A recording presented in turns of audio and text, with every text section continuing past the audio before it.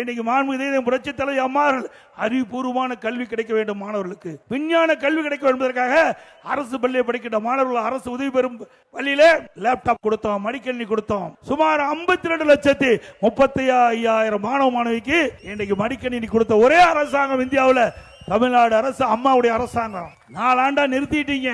தொடர்ந்து நாங்கள் சட்டமன்றத்தில் குரல் கொடுத்தோம், பொதுக்கூட்டத்தில் பேசணும், ஊடகத்தின் வாயிலாக கருத்து தெரிவிச்சோம்.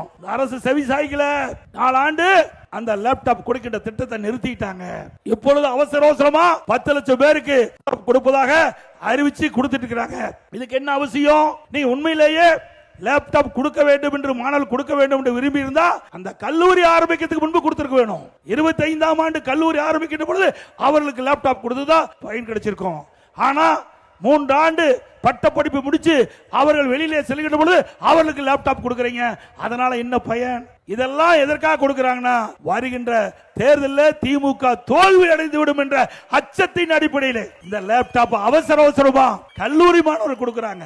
நாம கொடுத்தது ஓட்டுக்காக கொடுக்கல, மாணவனுடைய திறமையை வளர்ப்பதற்காக லேப்டாப் +1 +2 மாணவர் கொடுத்தோம்.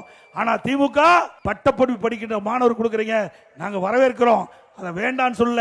ஏன்னா அண்ணா திமுக ஆட்சியில் கொண்டு வரப்பட்ட திட்டத்தை ஏற்றுக்கொள்வதற்கு முதலமைச்சருக்கு நன்றி.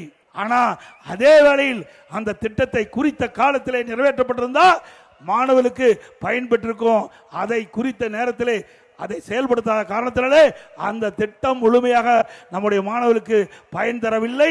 தேர்தலுக்காக இந்த திட்டத்தை கொண்டு வந்து இந்த அரசு இன்றைக்கு நிறைவேற்றிக் கொண்டு என்பதை மட்டும் மாணவர்கள், இளைஞர்கள் உணர்வார்கள் என்பதை இந்த நேரத்தில் தெரிவிக்க விரும்புகிறேன்.